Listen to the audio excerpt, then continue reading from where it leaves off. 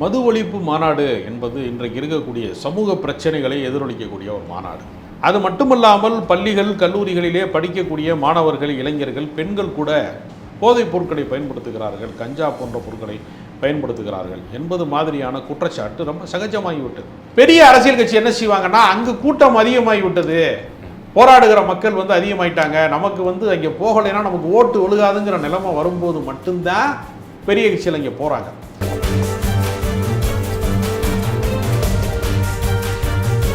ஆனால் ஆளுகிற அரசுக்கு எதிராகத்தானே போராட்டம், மாநில அரசு தானே காவல்துறை கையில் வைத்திருக்கிறது, அப்படி என்றால் இது திமுகவுக்கு எதிரான போராட்டம் தானே என்று பல பேர் கேட்கிறார்கள்.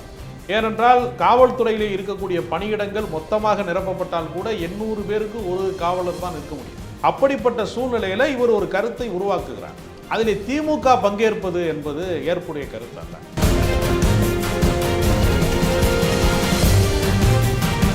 மக்கள் இதை ஒரு நாடகமாகத்தான் பார்ப்பாங்க. இவர்களுக்குள்ள பேசி வச்சுக்கிட்டு இந்த மாதிரி சொல்றாங்களான்லாம் சந்தேகப்படுவாங்க. இப்போ இது ஸ்டாலின் அவர்களுடையும் திருமாவர்களுடையும் ஒரு இரட்டை வேடமாக தானே எல்லாருமே பார்க்குறாங்க.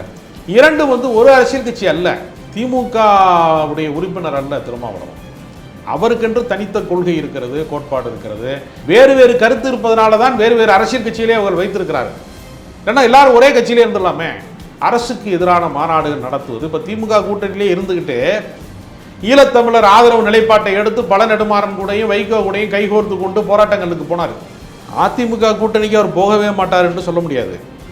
இன்னும் 1.5 ஆண்டு காலம் இருக்கிறது தேர்தலுக்கு. அந்த கட்சி வளர்ந்து விட்டால் இவர்கள் கட்சிக்கு அது வீழ்ச்சியாக மாறுமோ? அரசியல் என்பது அதிகார வேட்டை. வெறும் வியாக்கியானம் பேசிக்கொண்டு விளக்கம் சொல்லிக்கொண்டே இருக்க முடியாது.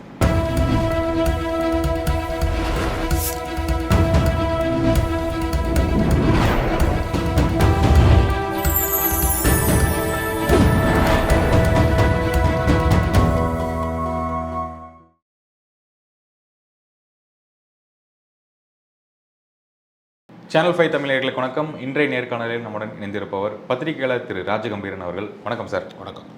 திருமாவளவன் அவர்கள் மது ஒழிப்பு மாநாடு நடத்துறதா சொல்லியிருந்தாரு. இன்னைக்கு ஸ்டாலின் அவர்கள் பார்த்தும் பேசிட்டு வந்திருக்காரு. சுமார் 10 நிமிஷம் பேசியிருக்கு அப்படின்னு சொல்லியிருந்தாரு. ஆனால் பேசிட்டு வெளியே வந்ததுக்கப்புறம் எங்களுக்குள்ள எந்த விரிசலுமே இல்லை, கூட்டணி தொடரும் அப்படின்னு சொல்லியிருக்காரு. மேலும் ஒரு தகவல் என்னன்னா, திமுகவிலிருந்தும் ஆட்களை பங்கேற்கிறாங்க அந்த மாநாட்டுக்கு அப்படின்னு சொல்லியிருக்காங்க. எப்படி இது சாத்தியம் அப்படின்னு நினைக்கிறீங்க? தனக்குத்தானே போராட்டம் நடத்துகிறது எப்படி சாத்தியம்?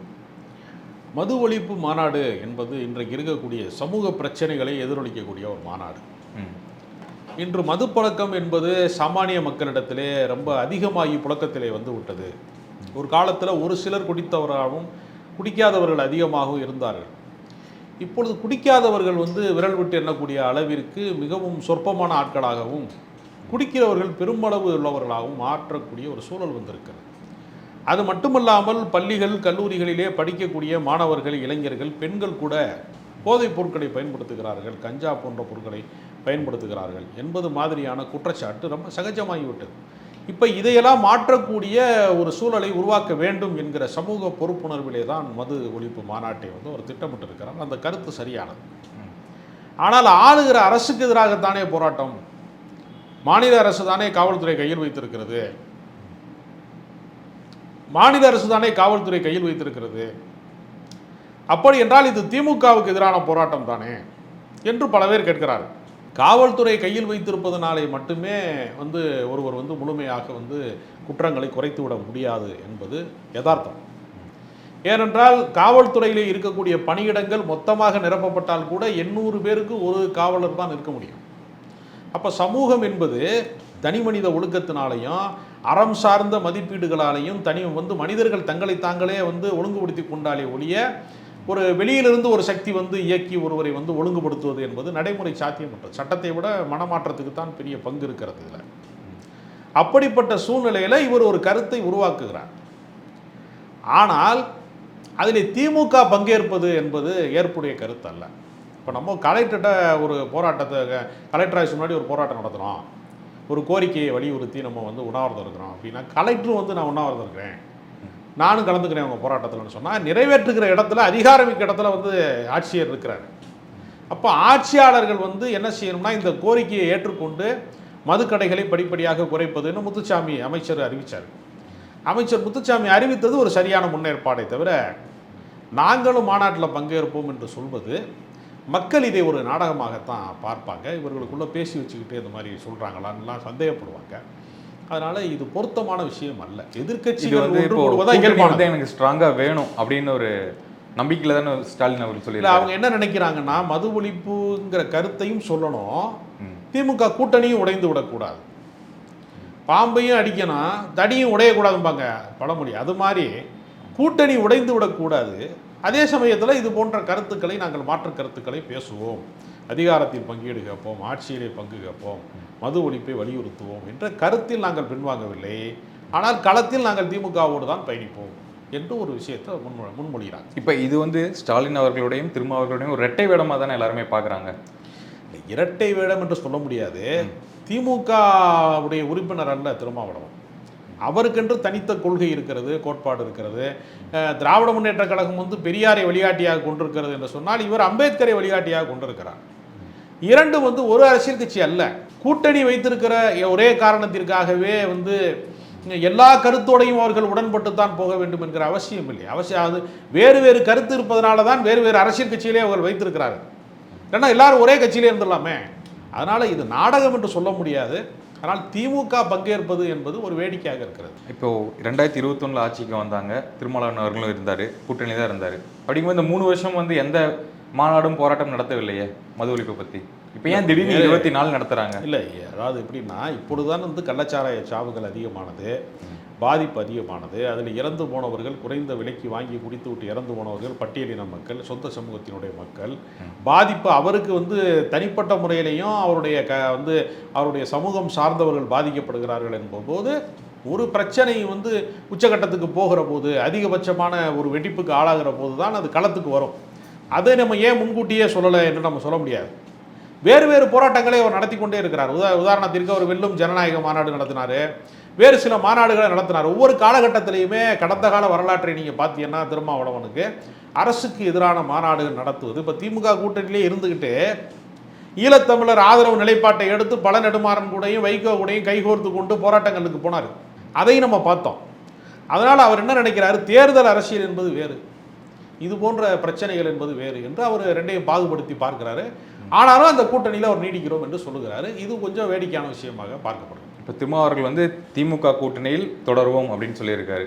இப்போ அதிமுக கூட்டணியில் போவார் என்ற எதிர்பார்க்க நிலையில் இப்போ போகவில்லை. அப்போ அதிமுகவில் கூட்டணி என்ன சார், அவங்களுடைய பின்னணி என்ன? அதிமுக கூட்டணிக்கு அவர் போகவே மாட்டார் என்று சொல்ல முடியாது. இன்னும் 1.5 ஆண்டு காலம் இருக்கிறது தேர்தலுக்கு. எனவே நாளைக்கு இன்னொரு முரண்பாடு வந்தால், வேறொரு சிக்கல் வந்தால், அவர்கள் கூட்டணிக்கு வருவதற்கு வாய்ப்பும் இருக்கிறது. அரசியலை பொறுத்த வரையில் ஒவ்வொரு வினாடியும் மாற்றத்துக்குரியது. அதனால் நேற்று அதிமுக எங்கள் மாநாட்டில் பங்கேற்கலாம்னு சொன்னவங்க இன்னைக்கு திமுக பங்கேற்கலாம்னு சொல்கிறாங்க. அப்போ மாற்றம் நிகழ்ந்து கொண்டே இருக்கும் அரசியலில். அதனால் இன்னும் 18 மாதங்கள் தேர்தலுக்கு காத்திருக்கக்கூடிய நிலையில் அரசியலில் எது வேண்டுமானாலும் நடக்கலாம் என்பதுதான் உண்மை. இந்த ஆட்சியில் பங்கு, அதிகாரத்தில் பங்கு அப்படின்னு அவர் பேசின பழைய வீடியோ ட்விட்டர் வலைதளத்தில் போட்டிருந்தாங்க. அதுக்கப்புறம் அதை ரிமூவ் பண்ணிட்டாங்க, அட்மின் போட்ட மாதிரி இவரை சொல்லியிருந்தாங்க. அந்த கருத்தை பற்றி பேசலாம். ஏன் அது இப்போதைக்கு திடீர்னு வைரல் பண்ணுறாங்க? சொல்ல வர வேண்டிய கருத்தை டைரெக்டாக சொல்ல முடியாமல் ஒரு இன்டைரக்டாக சொல்கிறாங்களோ அப்படின்னு எடுத்துக்கலாம்ல இதை? அதாவது ஆட்சியில் பங்கு, அதிகாரத்தில் பங்கு என்பதெல்லாம் அவர்களுடைய அடிப்படை கொள்கை. இது கடந்த காலங்களிலேயே அவர் பேசியிருக்கிறார். இது மட்டுமல்ல, விகிதாச்சார தேர்தல் முறை நடத்தப்பட வேண்டும், இப்போ இருக்கக்கூடிய தேர்தல் முறையை நாங்கள் ஏற்றுக்கொள்ள மாட்டோம் என்று கூட அவர்கள் மாநாடு நடத்தியிருக்காங்க, கூட்டங்கள், கருத்தரங்கு நடத்தியிருக்காங்க.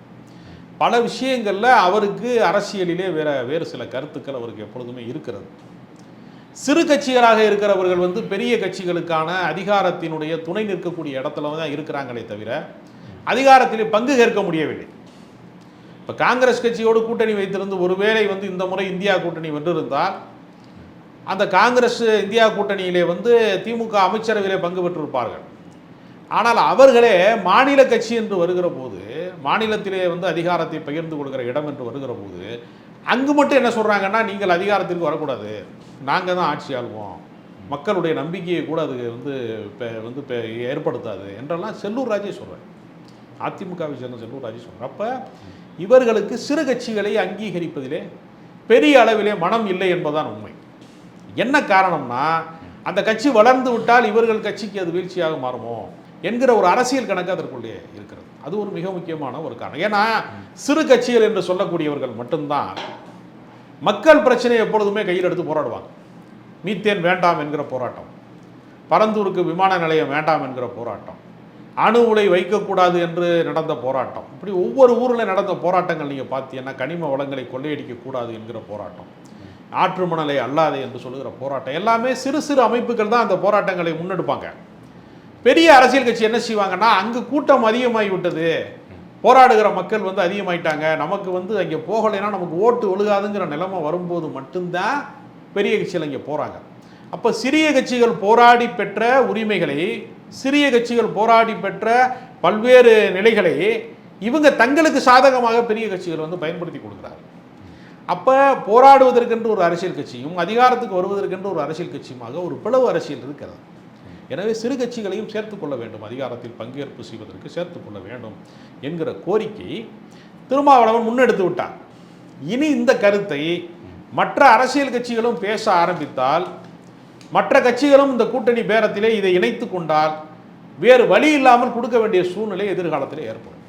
அதற்கான முதல் படிக்கட்டாக இந்த அறிக்கைகளையோ அந்த கூட்டத்தினுடைய அந்த எக்ஸ்தல பதிவுகளையோ பார்க்கலாம். அதிமுக 2020 அவங்களுடைய கூட்டணி நிலவரம் என்ன சாக போகுது? ஏன்னா இப்போ முன்னாள் அமைச்சர் வைத்திலிங்கம் வந்து சொல்லியிருந்தாரு, நான் வந்து இந்த வேட்டி தான் கட்ட போகிறேன், 2025 பிப்ரவரிக்குள்ளே எங்கள் கட்சி வந்து எல்லாமே ஒன்று சேருவாங்க அப்படின்னு குறிப்பிட்டு சொல்லியிருக்காரு. அந்த பிப்ரவரி மாதத்துக்கு குறிப்பிட்டிருக்காரு. ஓபிஎஸ் அவர்களுடைய ஆதரவாளராக இருக்கார். எப்படி ஒன்று சேர்ந்து 2026 தேர்தலை சந்திப்பாங்களா? அதிமுக என்ன ஆக போகுது 2026? அதிமுகவை பொறுத்தவரையில் ஒவ்வொரு காலகட்டத்திலையும் ஒரு தலைமையினுடைய மிகப்பெரிய ஆதிக்கம் அதிகமாக இருந்திருக்கிறது. சசிகலா தான் எல்லாமாக அந்த கட்சிக்கு இருந்திருக்கிறார். ஜெயலலிதாவை வெளியிலே காட்டிக்கொண்டாலும் அதிகாரத்தை தீர்மானிக்கக்கூடிய யார் கட்சி பொறுப்புக்கு வர வேண்டும், யாருக்கு எம்எல்ஏ சீட்டு கொடுக்கணும், யார் எம்பி சீட்டு கொடுக்கணும், யார் மந்திரியாக வரணும், யார் வரக்கூடாது என்பதை தீர்மானிக்கக்கூடிய இடமாக ஒரு கிங் மேக்கர் மாதிரியான இடத்துல சசிகலா இருந்திருக்காங்க. சசிகலாவால் உருவாக்கப்பட்டவர் தான் ஓபிஎஸ், சசிகலாவால் உருவாக்கப்பட்டவர் தான் டிடிவி தினகரன். ஏன் எடப்பாடி பழனிசாமியே சசிகலாவால் தான் தேர்வு செய்யப்பட்டார். அப்போ சசிகலா அணியை சேர்ந்தவர்கள் தான் அனைவருமே. இப்போ இவங்க ஜெயிலுக்கு போனதுக்கு பின்னாடி தண்டனை காலத்திற்கு வந்து போன போது முழுக்க முழுக்க எடப்பாடி பழனிசாமி அதிகாரத்தை வந்து தன்வயப்படுத்தி கொண்டார், கட்சியை தன்வயப்படுத்தி கொண்டார் என்கிற நிலைமை வந்தபோது அவர் கட்சிக்குள்ள முக்கியமான ஒரு இடத்திற்குள் வந்து சேர்ந்து கொண்டிருக்கிறார் என்பதை உணர்கிற ஒரு தன்மை வந்து ஓபிஎஸ்ஸிடம் இல்லாமல் இருந்திருக்கிறது.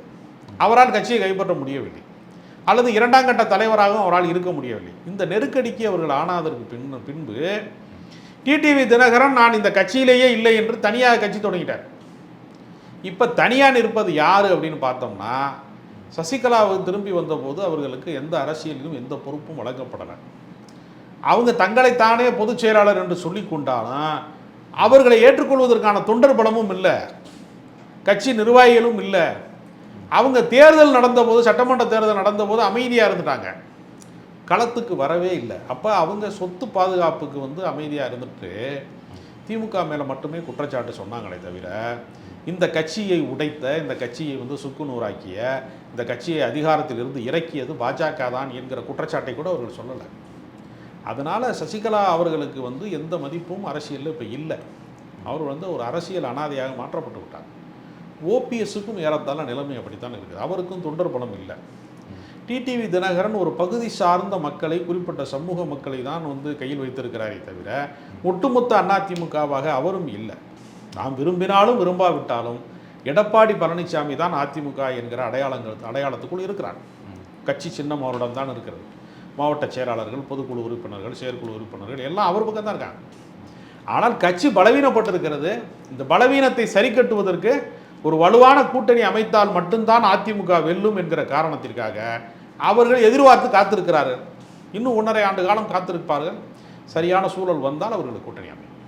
சீமான் அவர்கள் இன்னைக்கு ப்ரெஸ் மீட்டில் சொல்லியிருந்தார், நான் வந்து யாரையுமே எதிர்பார்த்து நான் கூட்டணியில் வைக்க போகிறதில்ல, தனித்து வந்து நிற்க போகிறேன், 234 தொகுதியிலும் நான் நிற்க போகிறேன், என் தலைமையில் யாராவது சேர்றீங்கன்னா வந்து சேர்ந்துக்கோங்க அப்படின்னு சொல்லியிருந்தார். இதுக்கு முன்னாடி வந்து விஜயுடன் கூட்டணி அப்படின்னு அவரே சொல்லியிருந்தார். விஜயுடன் கூட்டணி வைக்க போகிறேன், தம்பி சொல்லட்டும், நான் முடிவு பண்ணுறேன், அந்த மாதிரிலாம் சொன்னார். இப்போ தனித்து போட்டின்னு அவர் அஃபிஷியலாக சொல்கிறாரு. அப்படிங்கும்போது கூட யார் வந்து சேர்ந்தாலும் சரி அப்படிங்கும்போது யாரை எதிர்பார்க்குறாரு சார்? அவருக்கு பின்னால் யார் போவார்கள் என்று தெரியவில்லை. ஏனென்றால் அவரிடம் இருப்பது 8% தான். ஆட்சி அமைப்பதற்கு, அதிகாரத்தை கைப்பற்றுவதற்கு 35% வரைக்குமான தேவை இருக்கிறது. அப்படி இருக்கும் பட்சத்தில் 8% வைத்திருக்கிறவர் தனியாக நின்றால் மீண்டும் அவர்கள் தோற்றுதான் போவார்கள். யாராவது ஒரு பெரிய அரசியல் கட்சியோடு கூட்டணி போனால்தான் சில சட்டமன்ற உறுப்பினர்களை, நாடாளுமன்ற உறுப்பினர்களை பெற முடியும் என்கிற யதார்த்தம் இருக்கிறது. எனவே அவர் தனித்து நிற்போம் என்று சொல்லிக்கொண்டே இருப்பதன் வழியாக அதிகார இழப்பைத்தான் சந்திப்பாரை தவிர அடுத்த கட்ட வளர்ச்சியை அவர் பெறமாட்டார் என்பதுதான் உண்மை. விஜய் தன்னை அரசியலில் நிரூபித்துக் கொள்ளுகிற வரைக்கும், தனக்கு என்ன வாக்கு வங்கி இருக்கிறது என்பதை இந்த உலகத்துக்கு தெரியப்படுத்துகிற வரைக்கும் யாரோடும் கூட்டணி சேர மாட்டார். எனவே தனித்தனியாக நின்று அவர்கள் திமுகவை தான் வெற்றி பெற வைக்கப் போகிறார்கள் என்பது முன்கூட்டியே நமக்கு தெளிவாக தெரியும். இவர் சீமான் அவர்கள் சொல்லியிருந்தாரு, காங்கிரஸ் என்னை விட காங்கிரஸ் அதிக வாக்கு எடுத்துருமா, அவங்களோட நான் வாக்குகள் அதிகம் அப்படின்னு மென்ஷன் பண்ணியிருக்காரு. அப்படி அவர் சவால் விடுகிறார். ஆனால் நடைமுறையில் காங்கிரஸுக்கு எத்தனை சட்டமன்ற உறுப்பினர்கள் இருக்கிறார்கள்? நாம் தமிழருக்கு யாருமே இல்லையே, 0 இருக்காங்களே. அப்போ சதவீதம் அல்ல கணக்கு, வெற்றி பெறுகிற அணியிலே இருந்தால்தான் அது கணக்கு. இப்போ மாநில கட்சியாக அங்கீகரிக்கப்பட்ட இடத்துல விடுதலை சிறுத்தைகள் கட்சியும் இருக்கிறது, நாம் தமிழர் கட்சியும் இருக்கிறது. ஆனால் விடுதலை சிறுத்தைகள் கட்சிக்கு சட்டமன்றத்திலே 4 உறுப்பினர்கள் இருக்கிறார்கள், நாடாளுமன்றத்திலே 2 பேர் இருக்கிறார்கள் என்கிற நிலைமை இருக்கிறது. அதே அங்கீகரிக்கப்பட்ட மாநில கட்சியாக இருக்கக்கூடிய நாம் தமிழர் கட்சிக்கு சட்டமன்ற உறுப்பினர்கள் கிடையாது, நாடாளுமன்ற உறுப்பினர் கிடையாது, கவுன்சிலர் கிடையாது, பஞ்சாயத்து தலைவர்கள் கிடையாதுங்கிற நிலைமை இருக்கிறது. அரசியல் என்பது அதிகார வேட்டை. வெறும் வியாக்கியானம் பேசிக்கொண்டு விளக்கம் சொல்லிக்கொண்டே இருக்க முடியாது. இப்போ அவர் கூட்டணியை வைத்தால் 26க்கு சாத்தியம் இருக்குமா சீமான் அவர்களுக்கு? சீமான் அவர்கள் கூட்டணி அமைப்பதன் மூலமாக மீண்டும் தோல்வியை தழுவார். வேண்டுமென்றால் பர்சன்டேஜில் அவருக்கு 8.4 இருந்தது 10% மாறலாம். ஆனாலும் அது வெற்றி தராது, அது அதிகாரத்தின் பக்கம் நெருங்க விடாது என்கிற போது உழைப்பு வீணடிக்கப்படும். ஏன்னா இதுக்கு முன்னாடி இப்போ விஜய் கூட கூட்டணி வேண்டும்னு அவர் சொல்லிட்டே இருந்தார்ல சார், அது எதற்காக? இப்போ அவர் கூட சேர்ந்தாலுமே வெற்றி பெற வாய்ப்பில்லை அப்படிங்கும்போது எதற்காக அந்த முயற்சி? அது சீமானுக்கு விஜய் மீது ஒருதலை காதல் மாதிரி அவராகத்தான் சொல்லிக் கொண்டார். விஜய் அவர்கள் அப்படி சொல்லவே இல்லையே. விஜய் நான் நாம் தமிழர் கட்சியினுடைய கொள்கையில் ஏற்கிறேன், அவரோட கூட்டணி வைக்க போகிறேன், சீமான் தலைமை ஏற்பதை நான் ரசிக்கிறேன்னு அவர் சொல்லவே இல்லையே. தானாக முன்வந்து இவராக சொன்னார். அது நடைமுறைக்கு சாத்தியமில்லை என்று தெரிந்த பின்னால் தனித்து போட்டி என்று சொன்னார். இறுதியாக ஒரு கேள்வி சார், இப்போ திரும்ப அவர்கள் 2026 திமுகவுடன் தான் கூட்டணி, அதிமுக தேமுதிகவுடன் தான் கூட்டணி, அப்படிங்கும்போது 5 முனை போட்டி தான் நடக்க போகுது. அப்படி சொல்ல முடியாது. விஜய் அவர்களுக்கு முதல் கட்ட தேர்தல் என்பதனால அவர் கூட்டணி போனால் எங்கள் தயவிலே தான் இத்தனை % வந்தது என்று சொல்லிவிடுவார்கள் என்பதற்காக அவர் தனித்து நிற்கிறார். சீமான் தன்னுடைய வாக்கு வங்கியை உயர்த்த வேண்டும் என்பதற்காக வேண்டுமானால் அவர் தனித்து நிற்கலாம். வேறு யாரும் தனித்து நிற்க மாட்டார்கள். பாமக நிச்சயமாக மாநில தேர்தலுக்கு வேறு முடிவைத்தான் எடுக்கும். அவர்கள் பாஜக பின்பு நிற்க மாட்டார்கள். ஏன்னா நாடாளுமன்ற தேர்தலிலே வென்றால் மந்திரி சபையிலே இடம் கேட்கலாம் என்கிற கணக்கின் அடிப்படையிலே தான் அவர்கள் நின்றார்கள். மாநில தேர்தலுக்கு அந்த அணுகுமுறையை அவங்க பின்பற்ற மாட்டாங்க. ஒன்று திமுக கூட்டணியா அதிமுக கூட்டணியா என்கிற நிலைமையை எடுப்பாங்க. அப்போ அதிமுக கூட்டணி வலிமை பெறும். ஒருவேளை விடுதலை சிறுத்தைகள் வெளியில் வரவில்லை என்றால் பாமக அந்த இடத்திற்கு வரும். அதனால் யாருமே கூட்டணி இல்லாமல் தேர்தலை சந்திக்க மாட்டார்கள். அரசியலிலே அதிகாரத்தை வென்றெடுக்க வேண்டும் என்றால் கூட்டணி அவசியம். அதிகாரம் தேவையில்லை, நான் யார் தெரியுமான்னு காட்டுறேன்னா தனித்து நிற்கலாம். அதுதான் வித்தியாசம். ஓகே சார், தொடர்ந்து பேசுவோம் சார். எனக்கு மிக்க நன்றி. வணக்கம் சார்.